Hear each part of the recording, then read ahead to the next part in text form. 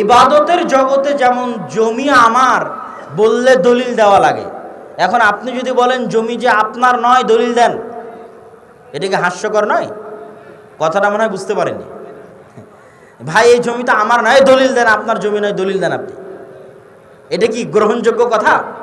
হ্যাঁ ভাই এই জমি কি আপনার? না ভাই এই জমিটা আমার না। আপনার না, এটা দলিল দেন, মেয়ে দলিল নিয়ে যাবেন যে আপনার নয়। কোন পাগলে বিশ্বাস করবে এই কথা? কোন পাগলে বলে একসাথে হাত তুলে মোনাজাত করা যাবে না, দলিল দিয়ে যান যে যাবে না? এটা কোনো কথা হলো?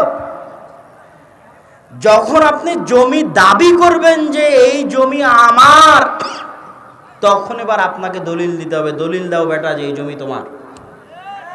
যখন আপনি বলবেন একসাথে হাত তুলে দোয়া করা ইবাদত, তখন তোমাকে দলিল দিতেই হবে যে আমল আল্লাহ রাসূল করেছেন। দিতে বাধ্য, দিতে হবে। যদি না দিতে পারো তাহলে দলিলবিহীন এই আমল বেদাত বলে গণ্য হবে। তাহলে সুন্নাত আর বেদাতের ক্ষেত্রে মূলনীতি হচ্ছে আল্লাহর রাসূল মৃত্যু পর্যন্ত যা যা করেছেন অতটুকুই দিন, অতটুকুই সুন্নাত, অতটুকুই ইবাদত। আল্লাহর রাসূলের মৃত্যু হয়ে যাওয়ার পরে ইবাদতের জগতে চুল পরিমাণ, সরিষা সমপরিমাণ যদি বাড়ানো হয়, তাহলে ওই চুলের নাম বেদাত, ওই সরিষার নাম বেদাত। দলিলবিহীন ওই প্রত্যেকটা চুল পরিমাণ অতিরিক্ত জিনিসের নাম, দলিলবিহীন ওই প্রত্যেকটা সুই সমপরিমাণ অতিরিক্ত জিনিসের নাম বেদাত।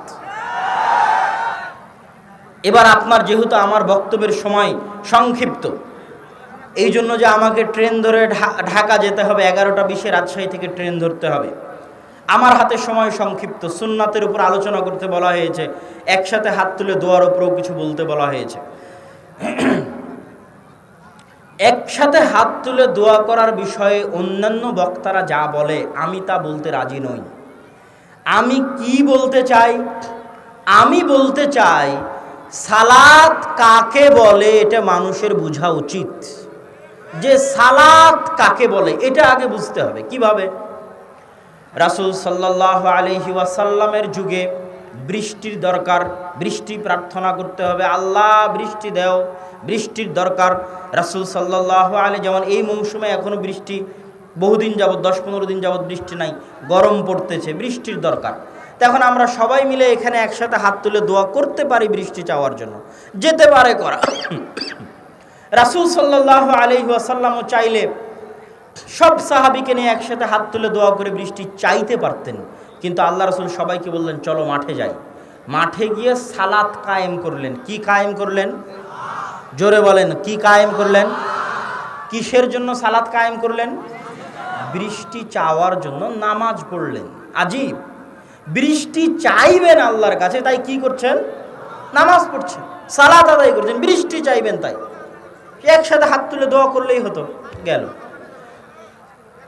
আপনারা কথা বলিয়েন না, পিছনে জায়গা আছে, ওই যে বামে, হাতের বামে জায়গা আছে, আওয়াজ না করে চুপচাপ নিজ নিজ জায়গায় বসে যান। মনির ভাই, সূর্যগ্রহণ চন্দ্রগ্রহণের দিন,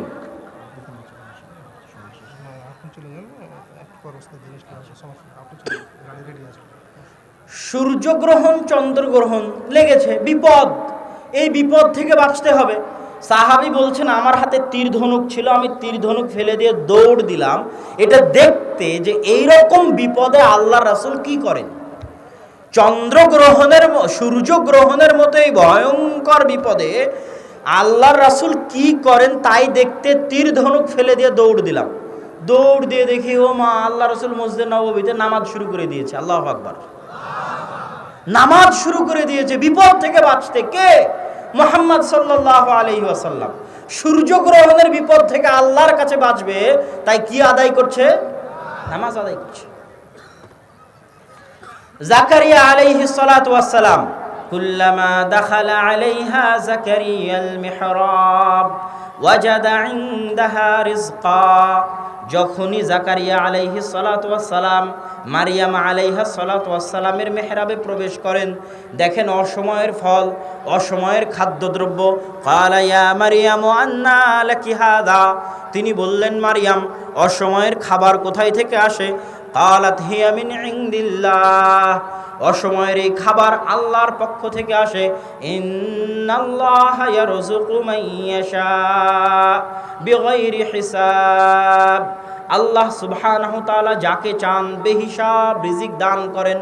হুনালিকা দাআ যাকারিয়া রাব্বাহ, এই দৃশ্য দেখে জাকারিয়া আলাইহিস সালাতু ওয়াস সালামের অন্তর একটু ঈর্ষান্বিত হয়ে উঠল, একটু কষ্ট পেয়ে উঠল। ইস, এইরকম একজন পরহেজগার মেয়ে যার জন্য আল্লাহ খাবার পাঠাচ্ছে অসময়ে, আমার যদি এরকম একটা সৎ সন্তান থাকতো, চক্ষু জুড়ানো, চক্ষু শীতলকারী এরকম যদি একটা সৎ সন্তান থাকতো, ইস। তো এইরকম একটা সৎ সন্তানের দাবিতে উনি এখন আল্লাহর কাছে দোয়া করবেন, কিন্তু উনি বৃদ্ধ। ওয়াশতাআলার রাসু শাইবা, চুল পেকে সাদা হয়ে গেছে, দাড়ি পেকে সাদা হয়ে গেছে।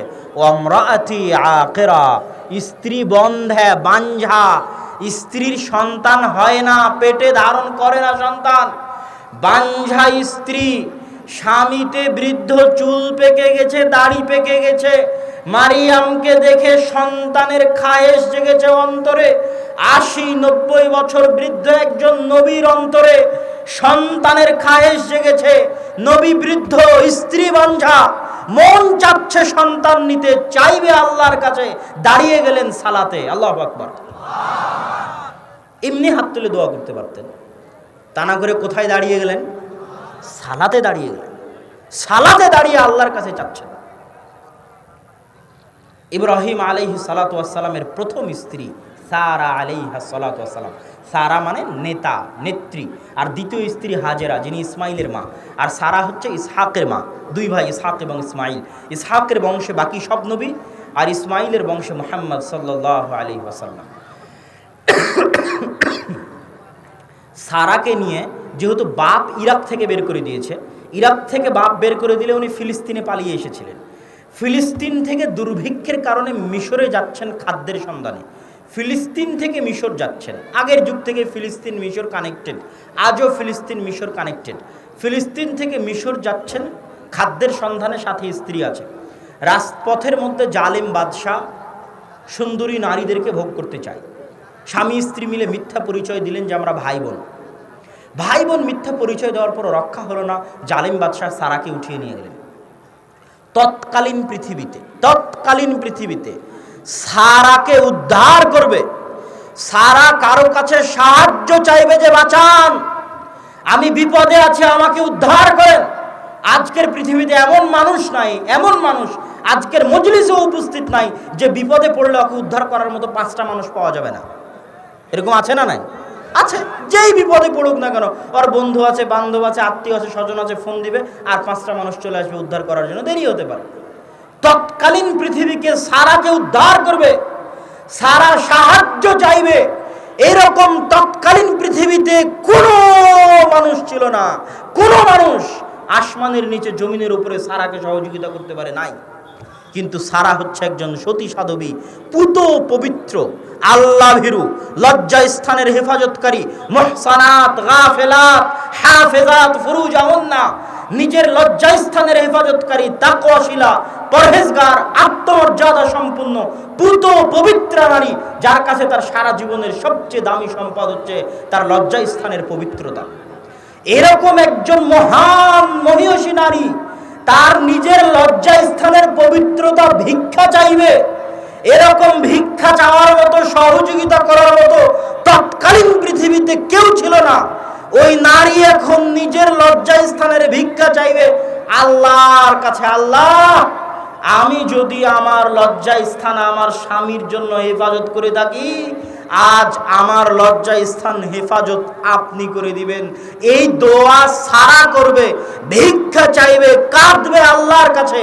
এই জন্য সারা সালাতে দাঁড়িয়ে গেলেন। আল্লাহু আকবার। তো সারা বুঝলো সালাত কি জিনিস, জাকারিয়া বুঝলো সালাত কি জিনিস, মুহাম্মদ বুঝলো সালাত কি জিনিস, আলাইহিমুস সালাতু ওয়াস সালাম। মুহাম্মদ সাল্লাল্লাহু আলাইহি ওয়াসাল্লামের সাহাবী মারা গেছে, সাহাবীর জন্য দোয়া করতে হবে। ওই সাহাবীর প্রতি কি আল্লাহ রাসূলের ভালোবাসা নাই? ভালোবাসা আছে না নাই? আল্লাহর রাসূল ওই সাহাবীর জন্য দোয়া করবেন। সব সাহাবীকে নিয়ে কবরের পাশে একসাথে করো। জাকারিয়া বুঝলো সালাতের শক্তি কতখানি, সন্তান দরকার, সালাত আদায় করো। সারা বুঝলো সালাতের ক্ষমতা কতখানি, বিপদ থেকে উদ্ধারের দরকার, সালাত আদায় করো। আর আমাদের মুরব্বী 5 ওয়াক্ত সালাতের মতো পাওয়ারফুল, ক্ষমতাশালী, বিশাল দোয়া, সবচেয়ে শক্তিশালী দোয়া, সবচেয়ে পাওয়ারফুল দোয়া, আল্লাহর নিকটে যাওয়ার সবচেয়ে শক্তিশালী, সবচেয়ে পাওয়ারফুল মাধ্যম। এই সালাত শেষ হওয়ার পরে মুরব্বিতে বলছে হুজুরে দোয়া করালো না। এর চেয়ে বড় অপমান সালাতের দুনিয়াতে আর কিছু হতে পারে না। এর চেয়ে বড় অপমান সালাতের, যে সালাতের অপমান, যে সালাত শেষ হয়ে গেল। পৃথিবীর সবচেয়ে বড় দোয়া, সবচেয়ে দামি দোয়া, মুহাম্মাদে বুঝলো এই দোয়া। বৃষ্টির দরকার, সালাত আদায় করো। সূর্যগ্রহণ থেকে বাঁচতে চাও, সালাত আদায় করো। মৃত ব্যক্তির জন্য দোয়া করতে চাও, সালাত আদায় করো। জাকারিয়া বুঝলো সালাতের পাওয়ার, সন্তানের দরকার, সালাত আদায় করো। সারা বুঝলো সালাতের পাওয়ার, বিপদ থেকে বাঁচার দরকার, সালাত আদায় করো। সালাতের মতো এত শক্তিশালী, এত পাওয়ারফুল ইবাদত, এত সর্বশ্রেষ্ঠ দোয়া, সর্বোত্তম দোয়া শেষ হওয়ার পরে হুজুরে বলছে যে দোয়া করালো না, মুরব্বিতে বলছে দোয়া করালো না। এর চেয়ে বড় অপমান আসমানের নিচে জমিনের উপরে সালাতের আর হতে পারে না। ওই মুরব্বিকে, ওই হুজুরকে আরো 100 বছর পড়তে হবে সালাত কাকে বলে এটা বোঝার জন্য। তো আমি একসাথে হাত তুলে দোয়া করার উপর অন্যরা যেভাবে বলে সেভাবে বুঝাতে চাইনি। আমি আপনাকে বুঝাতে চাইছি, আপনি ভিতর থেকে ফিল করেন হোয়াট ইজ সালাত। সালাত কি? এর চেয়ে পাওয়ারফুল ইবাদত আসমানের নিচে জমিনের উপরে নাই। এর চেয়ে শক্তিশালী দোয়া আসমানের নিচে জমিনের উপরে নাই। আপনি যে কোনো বিপদে পড়েন না কেন, সব বিপদ থেকে আপনাকে উদ্ধার করতে পারে যদি সালাতের মাধ্যমে আল্লাহকে ডাকেন। আর সালাতের মাধ্যমে আল্লাহকে ডাকলে যত দ্রুত পাওয়া যায়, যত কাছে পাওয়া যায়, পৃথিবীর আর কোনো মাধ্যম নয় আল্লাহকে ডাকার। এর চেয়ে শক্তিশালী, এর চেয়ে পাওয়ারফুল। যেই দিন আপনি সালাত বুঝে যাবেন, সেই দিন আপনি বুঝবেন আল্লাহু আকবার বলে দোয়া শুরু হয়েছিল আর আসসালামু আলাইকুম বলে দোয়া শেষ হয়েছিল। কিন্তু এটা আপনি বুঝেননি, এই জন্য আপনি তখন বেদাতে লিপ্ত আছেন। সম্মানিত উপস্থিতি, আল্লাহ সুবহানাহু ওয়া তাআলা আমাদেরকে রাসূল সাল্লাল্লাহু আলাইহি ওয়াসাল্লামের সুন্নাতের উপর আমল করার এবং সালাতের গুরুত্ব, সালাতের মর্যাদা। সালাত হচ্ছে, আজকের বক্তব্যের শেষে আরেকটা কথা বলে যাই, রব্বি জাআলনি মুকিমাস সালাহ। ইব্রাহিম আলাইহিস সালামের দোয়া, আল্লাহ গো আমাকে নামাজ আদায়কারী বানান, অমিন যুররিয়াতি, আমার পরবর্তী বংশধরকে নামাজ আদায়কারী বানান। আমি যেন বেনামাজি না হই, আমার পরবর্তী বংশধর যেন বেনামাজি না হয়। শয়তানের দাসত্ব, শয়তানের গোলামির বিরুদ্ধে সবচেয়ে বড় অস্ত্র, সবচেয়ে ভয়ঙ্কর অস্ত্র, সবচেয়ে শক্তিশালী অস্ত্র হচ্ছে 5 ওয়াক্ত সালাত মসজিদে গিয়ে আদায় করা। যে 5 ওয়াক্ত সালাত মসজিদে গিয়ে আদায় করতে পারবে নিয়মিত, ও শয়তানের বিরুদ্ধে সবচেয়ে বড় জিহাদ, সবচেয়ে সফল জিহাদ পরিচালনা করতে পারবে। অন্য সকল ষড়যন্ত্র, শয়তানের অন্য সকল ষড়যন্ত্রকে কাবুতে নিয়ে আসা তার জন্য সহজ হবে। আর যে সালাত ঠিকমতো আদায় করতে পারবে না, ও শয়তানের গোলাম হয়ে যাবে। ওর জন্য গান বাজনা করা, ওর জন্য অবৈধ সম্পর্ক করা, ওর জন্য সকল অন্যায় করা সহজ হয়ে যাবে। কাউকে দেখবেন যে নামাজ আদায় করার পরও গুনাহ করছে, ভালো করে খেয়াল করে দেখবেন ও 5 ওয়াক্ত সালাত নিয়মিত মসজিদে যায় না। যে নামাজি নামাজের পরেও গুনাহ করে, ওই নামাজি 5 ওয়াক্ত সালাতের জামাতের নামাজি নয়। 5 ওয়াক্ত সালাতের জামাতের নামাজি হচ্ছে শয়তানের বিরুদ্ধে সবচেয়ে বড় জিহাদকারী, সবচেয়ে সফল জিহাদকারী। আর এর চাইতে টপ লেভেলের জিহাদকারীকে যে রাতে উঠে নিয়মিত তাহাজ্জুদের সালাত আদায় করে। অতএব 5 ওয়াক্ত সালাত নিয়মিত ধরে রাখার চেষ্টা করেন। জান্নাত অত কঠিন কিছু নয়, জান্নাত সহজ, গরিব মানুষের জন্য আরও সহজ। খালি 5 ওয়াক্ত সালাত আদায় করবেন আর কোরআন তেলাওয়াত করবেন, রমজান মাসে সিয়াম পালন করবেন, জান্নাতে শান্তিতে প্রবেশ করবেন ইনশাআল্লাহ।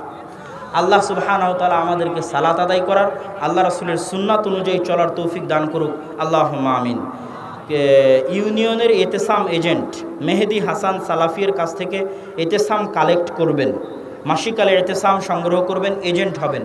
নিয়মিত আমাদের লেখা থাকে, নিয়মিত আমাদের আলোচনা থাকে। মিন্নাতুল বারী 2য় খণ্ডের ব্যাখ্যাও মাসিকালে এতেসামে নিয়মিত বের হচ্ছে। এবং আমাদের জামিয়া সালাফিয়ার পক্ষ থেকে যে সমস্ত বইগুলো বের হয় সেই বইগুলোর মধ্যে উস্তাজি রাসূল সাল্লাল্লাহু আলাইহি ওয়াসাল্লামের সালাত বনাম প্রচলিত সালাত এই বই তো আছে, পোশাক এই বই তো আছেই। তার পাশাপাশি জামিয়া সালাফিয়ার নিজস্ব প্রকাশনায় দুটো বই বের হয়েছে। একটা হচ্ছে আহলে হাদিসদের উপর মিথ্যা অপবাদ ও তার জবাব, এটা একটা উর্দু বইয়ের অনুবাদ। আহলে হাদিসদের উপর যে বিভিন্ন অপবাদগুলো দেওয়া হয় সেটার জবাব। আর একটা হচ্ছে সালাত যদি ছুটে যায়, 1 রাকাত 2 রাকাত ছুটে গেছে, এখন কি করবেন অনেকেই বুঝতে পারে না, যে আগে হাত বাঁধবো না আগে রুকুতে যাব না আগে সিজদায় যাব। এই সালাত ছুটে গেলে কি করণীয় তার জন্য একদম ছোট্ট বই, এটাও আমাদের মাসিক আল ইতিসামের গবেষণাগার থেকে, জামিয়া সালাফিয়ার মাকতাবাতুস সালাফ প্রকাশনী থেকে এই দুটো বই বের হয়েছে। এগুলো আপনারা মূল্যায়ন করার চেষ্টা করবেন আপনাদের উস্তাদজির বইগুলোর পাশাপাশি। এই বলে আমি আমার সংক্ষিপ্ত বক্তব্য শেষ করছি। বক্তব্য সংক্ষিপ্ত হলেও মনে কষ্ট নেবেন না।